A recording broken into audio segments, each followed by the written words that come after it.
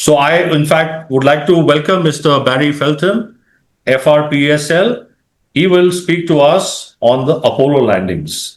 He enjoys collecting thematic, open philately, which enables him to harness his passion for history and space. This broadens his scope for storytelling. Over to you, Mr. Feltham, and we're looking forward to this presentation.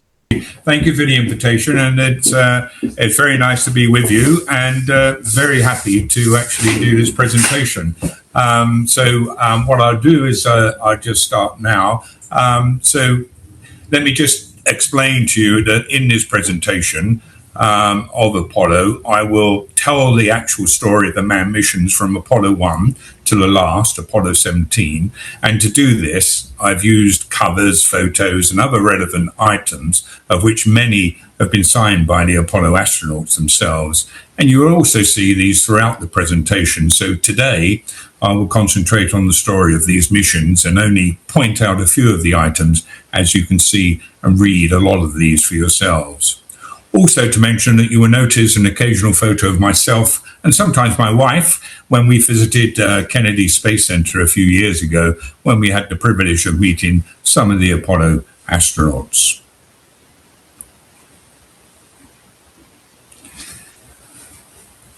Apollo 1, albeit a disaster, along with Apollos 7, 8, 9, and 10, paved the way for Apollos 11 to 17 to land on the moon, except, of course, Apollo 13. But like most things in life, you always need that bit of luck. And with Apollo, they had their fair share, as they took many shortcuts to fulfill Kennedy's dream of landing a man on the moon before the decade was out. After the Apollo 1 disaster, there could have been several more serious accidents costing lives, especially with Apollo 13. It could have been so different. Unfortunately, bad luck was not on the side of the crew of Apollo 1. Lady luck, I should say. Everything was on schedule for Apollo 1 to be the first manned mission, which was to be launched in February 1967. But on the 22nd of January, disaster struck. The three astronauts, Gus Grissom, Ed White, and Roger Chaffee, were carrying out a ground test, and they were inside the Apollo module when all of a sudden a call to fire was heard. There was nothing they could have done to save the astronauts, and they became the first and thankfully the only casualties of the Apollo space program. Apollo 1 basically taught NASA what was wrong with the command module before they ever got into orbit. But once the problems were fixed, they never had any other real problems, albeit it was close at times, especially with Apollo 13. But the Apollo 1 mistakes helped them get the Apollo 13 crew home safely. This is a memoriam cover for Gus Grissom, carrying his poignant words. If we die, we want people to accept it. We are in a risky business, and we hope if anything happens to us, it will not delay the program. The conquest of space is worth the risk of life. Albeit, I don't expect he thought he would lose his life on the ground. After the Apollo 1 disaster and nearly 20 months of unmanned test launches, NASA eventually got their next manned mission underway with Apollo 7, which was launched on October 11, 1968. In command of Apollo 7 was one of NASA's most experienced astronauts, Wally Schirra, and with him were newcomers Walter Cunningham and Don Isley. Apollo 7's mission was to put the redesigned command service module through its paces, but the lunar module used for lunar landing operations was not flown on Apollo 7, as it wasn't quite ready. This was the only manned Apollo mission which was launched on the Saturn 1B rocket and at Launch Complex 34 at Cape Canaveral. Apollo 7 was not to go to the moon, but was to take the astronauts into a path around the Earth to test the Apollo hardware.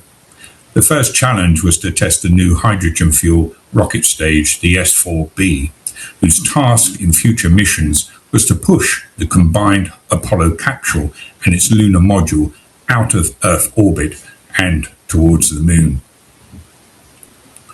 But essentially, this was a practice flight of the command service module. The crew also tested the guidance and control systems, basic design, food supplies, and work routines. All went well, except the astronauts suffered from very heavy colds. A head cold in zero gravity is no fun, and is the last thing you need, as the mucus can't drain from the sinus passages and just accumulates. The only thing to do is to blow very hard, but this can hurt and damage the eardrums. This is a cover signed by all three astronauts on board the recovery ship, the USS Essex, along with a photo signed by Wally Shearer and Walt Cunningham. And in the middle is a piece of the parachute that got Apollo 7 safely back to Earth. And as you can see, it's signed by Walt Cunningham with the words, "Our life insurance." Apollo 8 was originally going to be an Earth orbit test of the Saturn V booster and Apollo spacecraft, complete with lunar module, but given the flawless operation of Apollo 7 and delays in delivering the first lunar module, NASA swapped missions with Apollo 9, gambling on an ambitious flight around the moon. Frank Borman was the commander and was accompanied by fellow Gemini veteran Jim Lovell and first-timer Bill Anders. So, what's it like to fly the Saturn V? Bang on schedule, Apollo 8 lifted off on the 21st of December, 1968.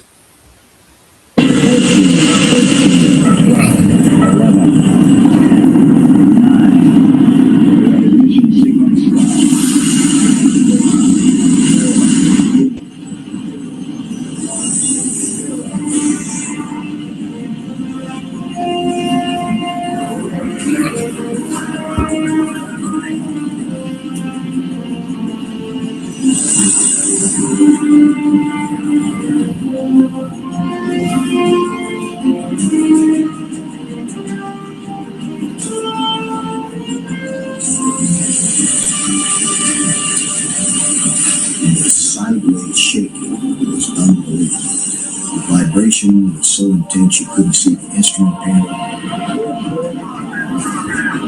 thought we'd had it without doing much. I was hoping that Frank Borman didn't have his hand on the abort control. He said he took his hand off. He'd rather die than make a false abort.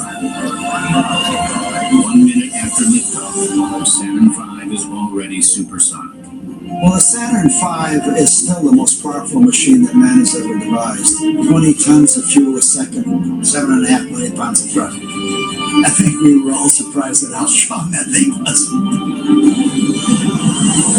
It had 2 or 3 iffy missions before ours, where it was a piece of cake. It just worked beautifully. Unbelievable. 5 engines in the first stage blast the Saturn V to 7 times the speed of sound. The second stage cut in. Big bang. At 40 miles high, it's still accelerating. When you stage, you were throwing forward in the belts and then backward in the belts. And I thought I was being catapulted through the instrument panel. All sorts of skills of stage green The third stage fires twice. First, the boost into orbit. The second burn takes the crew of Apollo 8 where no men have ever been. Never before had man gone so far from Earth. It was the world's first manned flight to escape the influence of Earth's gravity, achieving top speed around 25,000 miles per hour. Apollo 8 broke existing manned speed records as well as topped the existing distance record that humans had traveled away from Earth. And for the first time, astronauts were able to view the entire Earth from space and watch the first ever Earth rise. How amazing that must have been.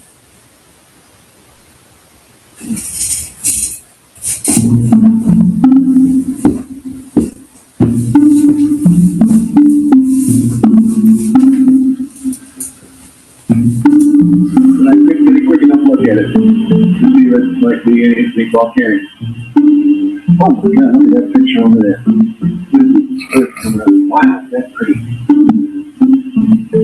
Hey, don't think that's not scheduled. You got a color film, Jim? Yeah, What you doing? oh man, that's great. We're quick. down here. Just grab me a color. Oh, I got it right. Oh, that's a beautiful shot.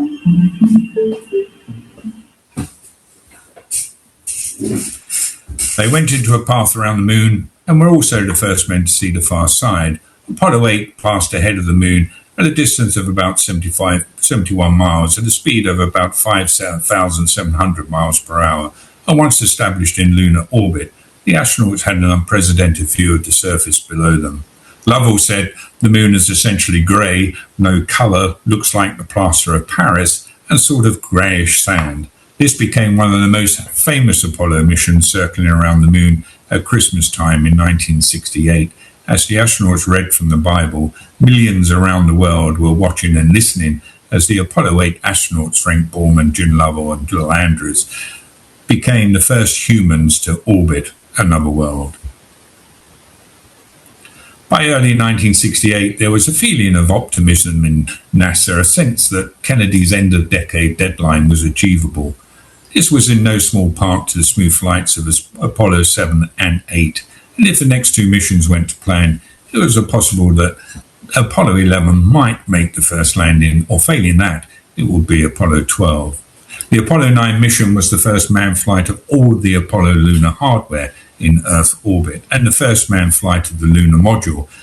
Human reactions to space and weightlessness was also tested with 152 orbits.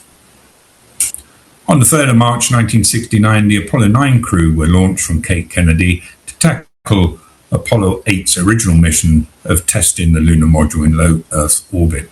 Riding on board the most heavily laden Saturn V so far were James McDivitt, Dave Scott, and Russell, or Rusty, Schweickart. And stored within the top of the third stage was the long-awaited lunar module. For the first time since the first manned Gemini mission, the astronauts were allowed to name their spacecraft. This came about to avoid confusion when dealing with two separate craft flying at the same time. The crew dubbed the lunar module Spider for its bud-like appearance and the command module Gumdrop because of its shape.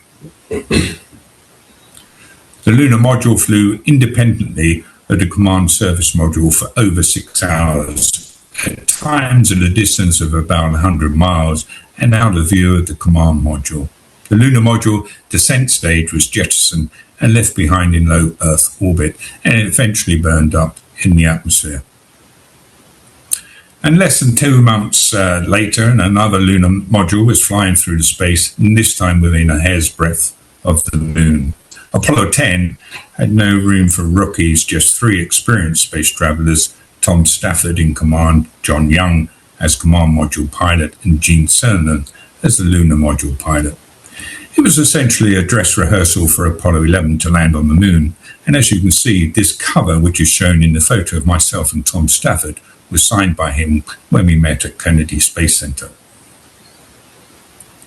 Apollo 10 was launched on May 18, 1969 from Cape Canaveral, and Apollo 10 again rounded the moon, sweeping low over the site for the first moon landing, the waterless Sea of Tranquility, one of the moon's great lava plains where they tested the landing radar, which they could only do over the surface, and found that it was programmed wrongly, and if that had happened on Apollo 11, they would not have been able to land.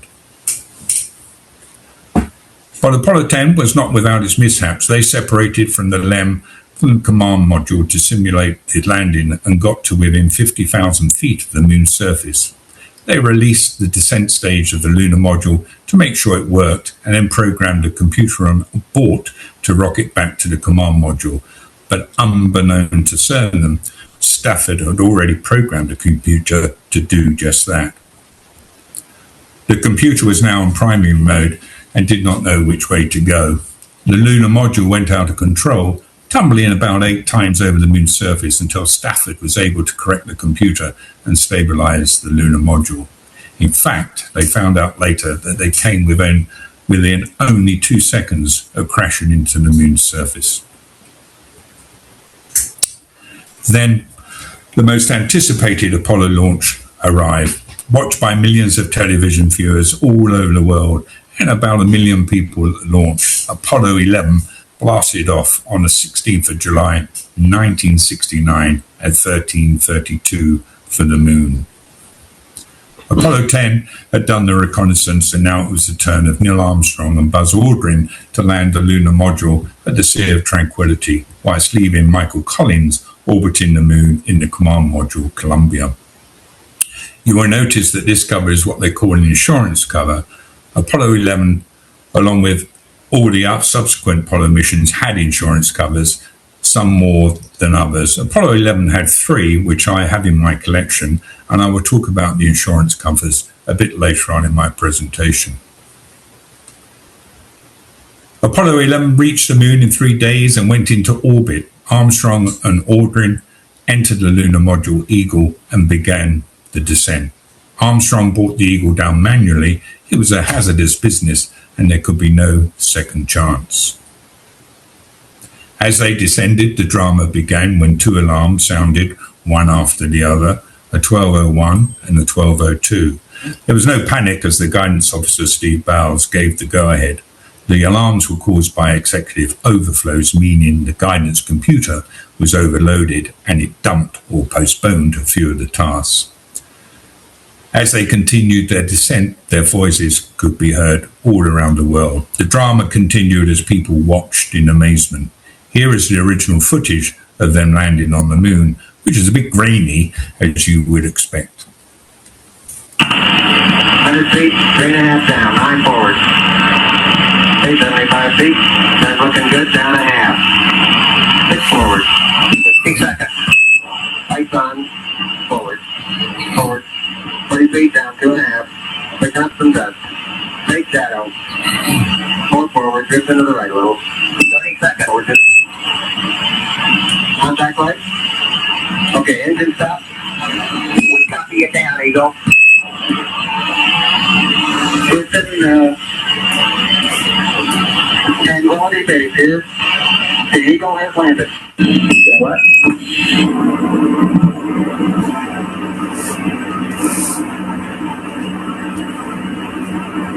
Hey, Neil, we can see you coming down the ladder now. Neil, we can see you coming. Okay, I just checked. Getting back up to that first step. Not even collapsed too far, but it's adequate to get back up.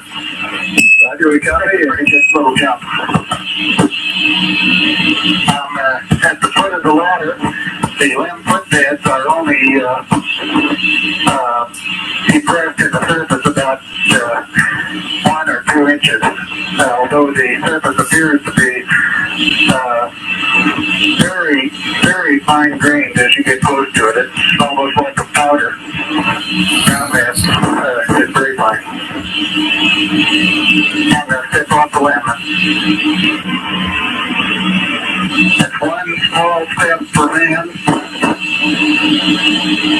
1 giant leap for mankind. Oh, that was beautiful video. It has a stud beauty all its own. It's like much of the high desert of the United States. It's different, but it's very pretty out here. It was the 20th of July 1969 when Neil Armstrong finished his descent down the ladder with those immortal words, 1 small step for man, 1 giant leap for mankind. Buzz Aldrin followed Armstrong onto the moon with the words, magnificent desolation. In fact, when they landed, there was only about 10 to 15 seconds of fuel left before they would have had to abort. It was a close run thing. As described by Charlie Duke, who was Capcom for the mission, which means spacecraft communicator. They always had an astronaut as Capcom for each mission. This is a photo of Buzz Aldrin coming down the ladder, but Charlie Duke has inscribed his words. He said at the time, Roger, Tranquility, we copy you on the ground. You've got a bunch of guys about to turn blue. We're breathing again. As Armstrong and Aldrin erected the American flag, they knew it couldn't flutter as there was no weather. These photos are red number prints, meaning that they are the original chromogenic color prints direct from NASA, complete with NASA and the mission's name or number stamped in the margin in red ink. They both come from Neil Armstrong's family collection. Walking around was interesting. With only 1/6 of your Earth weight, everything happens in slow motion. But the astronauts had no time to waste. After they set up the flag, they had to set up a scientific station to be left behind so they could carry on sending back information. They also had to collect rocks to bring home for analysis. Neil Armstrong said the moon smelt like wet ashes or gunpowder, and Buzz Aldrin described it as a pungent metallic smell, something like gunpowder or the smell in the air after a firecracker has gone off. You will notice on the right the photo of the flag that has attached to it teeny bits of moon dust. For over 2 hours they stayed on the surface, then they re-entered the lunar module Eagle and prepared to take off. Eagle blasted off and carried Neil Armstrong and Buzz Aldrin back to the command module to join Michael Collins. The Apollo cover on the left has the first day issue of a stamp commemorating the landing on the moon, designed by Paul Cowell, and attached to the cover is a piece of beta cloth material used in the making of the Apollo 11 spacesuit. The lunar module was jettisoned and the astronauts enjoyed a drama-free home and splashed down in the Pacific Ocean on the 24th of July.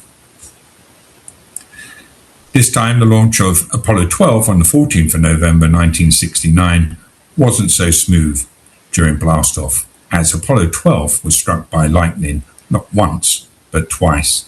As a result, some temporary effects were noted, but luckily, the lightning did no permanent damage, and they were able to continue. But it was a nasty moment. 10, 9, 8, ignition sequence start. 6, 5, 4, 3, 2, 1, 0. All engines running, commit, liftoff. We have liftoff, 11:22 a.m. Eastern Standard Time. Keep Conrad to report that your program is in.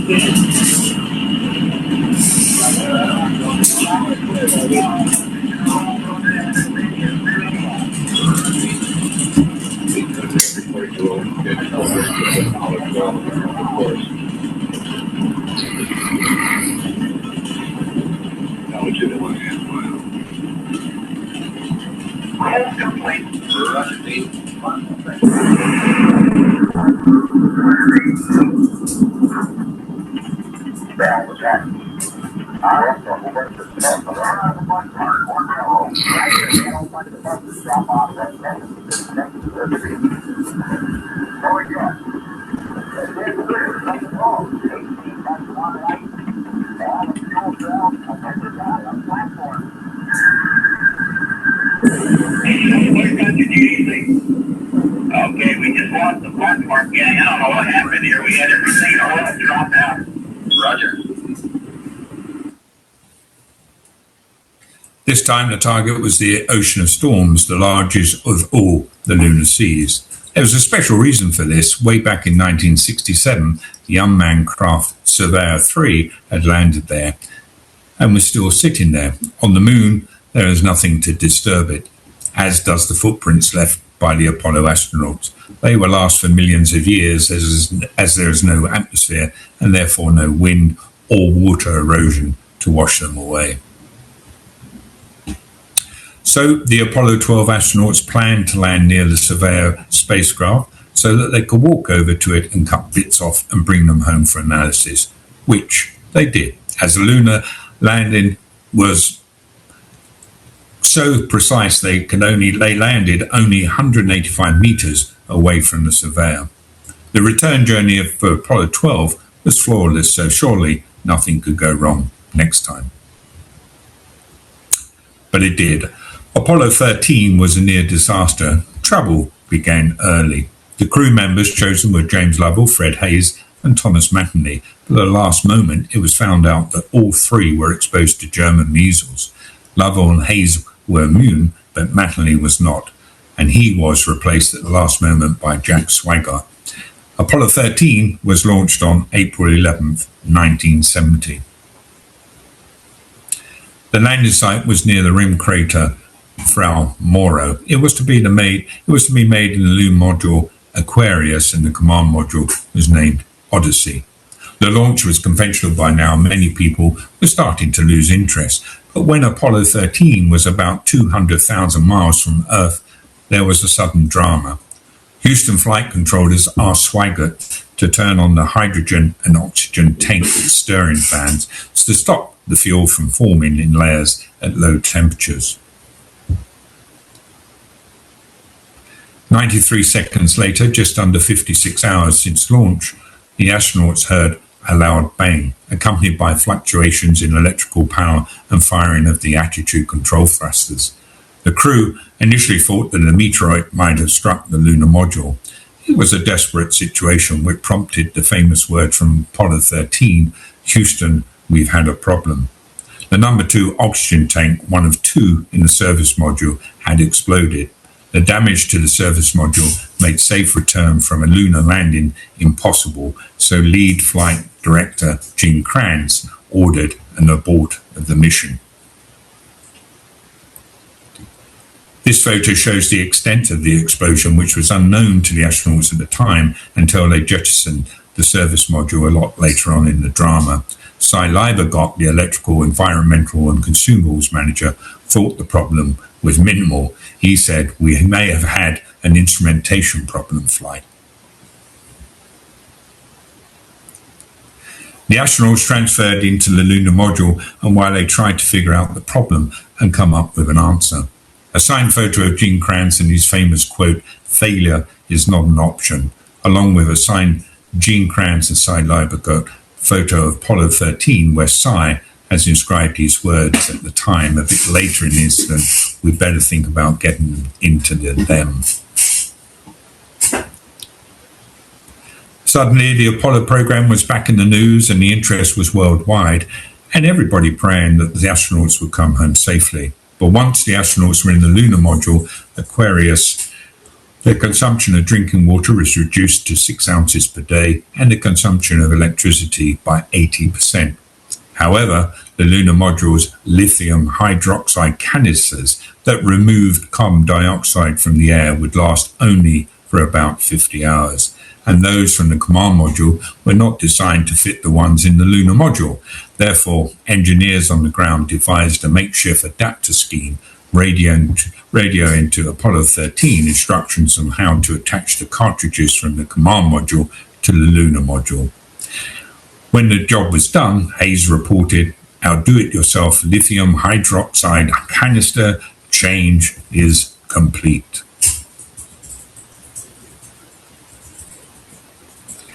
Brilliant improvisation, courage and skill saved the astronauts. Had the explosion happened on the home journey, the astronauts would have been doomed. They would no longer have had the lunar module, and the tension was palpable right up to the time when they re-entered the Earth's atmosphere, and luckily, all ended well.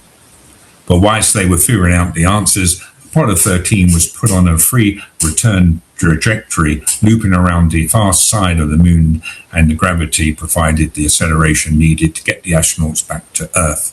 And whilst this was happening, they took some great pictures of the moon and also took this wonderful picture of the Earth, which has been signed and inscribed by Fred Hayes, our view of home from our lifeboat Aquarius.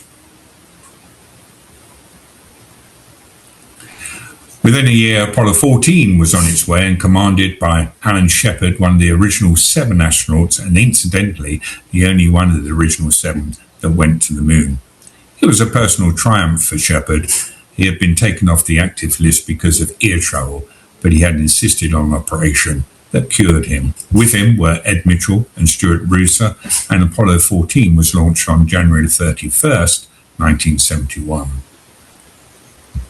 Again, Frau Maurer was the target, but this time there was no problem. Shepard and Mitchell took with them a moon cart to carry their equipment, called the Modular Equipment Transporter, or MET for short, which looked like a golf cart, and it was designed to carry tools, cameras, and lunar samples. Before they departed the moon, there was one amusing incident when Shepard reached into his pocket and withdrew a small metal flange, which he attached to a long aluminium handle and proceeded to hit 3 golf balls.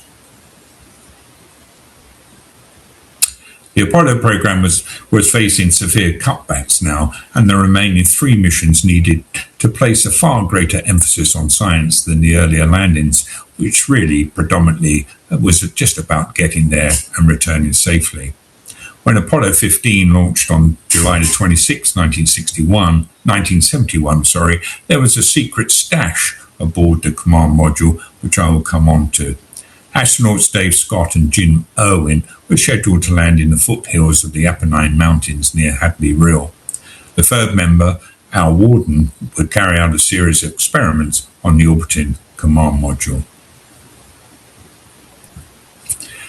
There was a new departure with them. Then Scott and Irwin took a major innovation for the mission, the Lunar Roving Vehicle, or LRV, a moon car powered electrically to allow them to drive across the moon. It seemed a flimsy thing, but it was designed to operate only on the moon where the gravity is weak, and it proved to be a great success. Lunar dust was something of a problem as it got into everything, but at least it wasn't as deep as had once been feared. On the right is a picture of the lunar module and the lunar rover, which is a piece of beta cloth that was flown to the moon. You will have noticed a few photos or covers that had pieces of beta cloth attached to them. And let me explain that beta cloth is a fireproof, high-performance fabric made of Teflon-coated fiberglass developed by NASA and Owens Corning after the 1967 Apollo 1 fire. Known for its extreme heat resistance, it's used as the outer layer of the spacesuits and on spacecraft for the protection against UV radiation and micrometeoroids. The fabric does not burn and melts only at temperatures exceeding 1200 degrees Fahrenheit or 650 degrees Celsius. Commander Dave Scott postmarked the first ever cover on the moon. The actual cover is top right and was cancelled by Dave Scott on August 2nd, 1971. It carries 2 advanced hand-perforated die proofs of stamps celebrating the US space program. Smudges at the bottom left on the envelope are thumbprints Scott made with moon dust using the spacesuit glove. The cover is on display at the Smithsonian National Postal Museum. Okay, to show that our Postal Service has deliveries any place in the universe, I have the pleasant task of canceling here on the moon the first stamp of a new issue dedicated to commemorate United States achievements in space. And I'm sure a lot of people have seen pictures of the stamp. We have the first one here on an envelope. At the bottom it says United States in Space, a decade of achievement. And I'm very proud to have the opportunity here to play postman and pull out a cancellation device, cancel this stamp. It says August 2nd, 1971, first day of issue. And we'll deliver it when we return.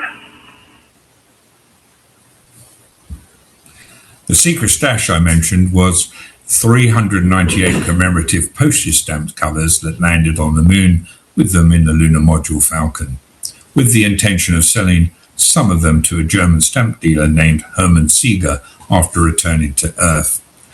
Out of the covers, 100 would be sold to the German dealer, with the other 298 kept by the crew themselves as souvenirs. Everything apparently gone to plan, that is, until the word that illicit stamp deal leaked into the public domain soon after the mission. The crew's covers were duly confiscated by NASA and became known as the Seeger's covers once the details of the arrangement with the German stamp dealer were revealed. Scott, Worden, and Irwin were deemed an embarrassment to NASA in the Apollo program and subsequently made an example of. The trio were dropped as the planned backup crew of Apollo 17, and this effectively ended their career as astronauts. Nevertheless, a decade later, in 1983, the crew of Apollo 15 successfully filed a lawsuit against the government for the return of their 298 unauthorized covers. Hence, they came into the domain of astro collectors like me. And the Seeger crew cover on the left is the one in my collection.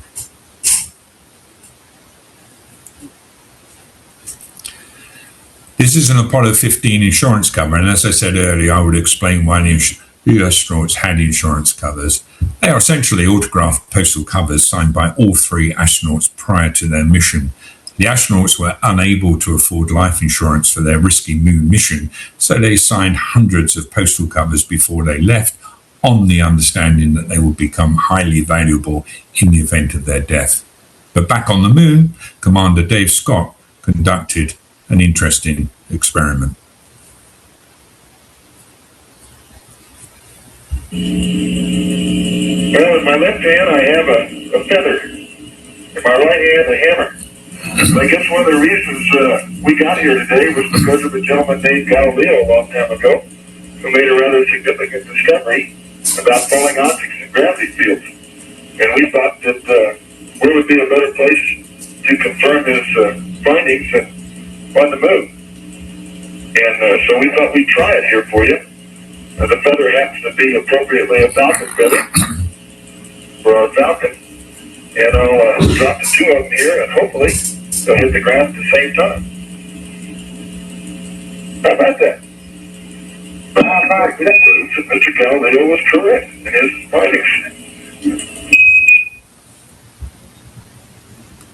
Apollo 16 launched on the 16th of April 1972 and landed in the lunar highlands, with Charlie Duke and John Young being the moonwalkers and Tom Mattingly, the command module pilot. John Young had been there before with Apollo 10, and now he was in command of Apollo 16 for landing in the Descartes Highlands, the highest landing site so far. Tom Mattingly, who had missed out on a place on Apollo 13, was the command module pilot, and Charlie Duke, the lunar module pilot, who served as Capcom on Apollo 11. Charlie Duke and John Young set up even more complex experiments with the scientific equipment and spent a total of just over 71 hours on the moon, breaking the record for the time spent on the moon's surface. This is a great picture of the lunar module and rover on the moon, signed and inscribed by Charlie Duke, and on the right a map of the 3 EVAs, or moonwalks, the astronauts made on the lunar surface. The Apollo 16 mission lasted just over 11 days and circled the moon 62 times. Before I move on to Apollo 17, I just wanted to mention that I met Charlie Duke again last November at a function in Oldenburg, which is about 2 hours from Hamburg, where I chatted to him for some time and got him to sign and inscribe these 3 items. A wonderful man, very engaging, and now 90 years old, and you would never believe it, he became the 10th and the youngest person to walk on the moon at the age of 36. So the scene was set for the grand finale after a 2-hour delay and the only Apollo mission the night launched. On board was Commander Eugene Cernan, returning after 3 years after Apollo 10, and the lunar module pilot Harrison Jack Smith and command module pilot Ronald Evans. Apollo 17 launched on the 7th of December 1972 at 12:33 a.m. The launch was visible as far away as 500 miles or 800 kilometers, and an estimated 500,000 people observed the launch in the immediate vicinity of Kennedy Space Center. Up to now, the astronauts had not been specialist geologists, and they were very good at it, but the fact remained that no trained scientists had been to the moon. The honor reserved for Harrison Jack Smith, a professional geologist who was trained as an astronaut.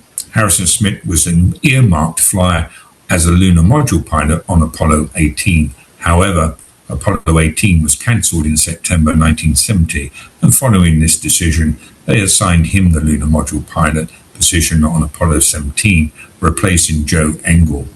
And being a geologist, it would go exciting when they discovered orange soil on the moon at Shorty Crater. Apollo 17 broke several records: the longest moon landing, 75 hours, the longest total extracurricular activities, or moonwalks, 22 hours, 3 minutes, 57 seconds, covering over 22 miles or over 35 kilometers, and the largest lunar sample and longest time in lunar orbit, 75 in all. But it was now time to say farewell to the moon. As Cernan prepared to climb the ladder for the final time, he spoke these words, the last spoken by a human standing on the moon's surface. Bob, this is Gene. I'm on the surface. And as I take these last steps from the surface, back home, for some time to come, but we believe not too long in the future, I'd like to just let what I believe history will record that American challenge of today that forged man's destiny of tomorrow. And if we leave the moon and towards Little, we leave as we came, and God willing, as we shall return. With peace and hope for all mankind. Godspeed the crew of Apollo 17. Originally, it was planned to have 20 Apollo missions, but with the American people losing interest and the costs spiraling out of control, they cut the program to 17 missions. Apollo was now over, and the true basic impetus was political, but before the end of the program, it turned into science. And without the astronauts, our knowledge of the moon would still be inadequate, not only of the moon itself, but of the Earth. Remember, the moon is an intricate part of our own system. But we're now going back to the moon. The first crewed Artemis mission has just successfully looped around the moon, and the first Artemis landing is currently scheduled for 2028.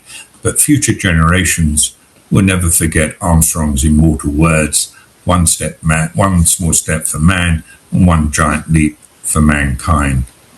Thank you very much.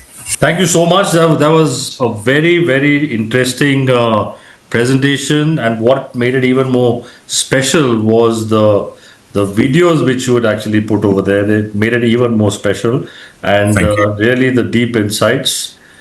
I would like to thank you.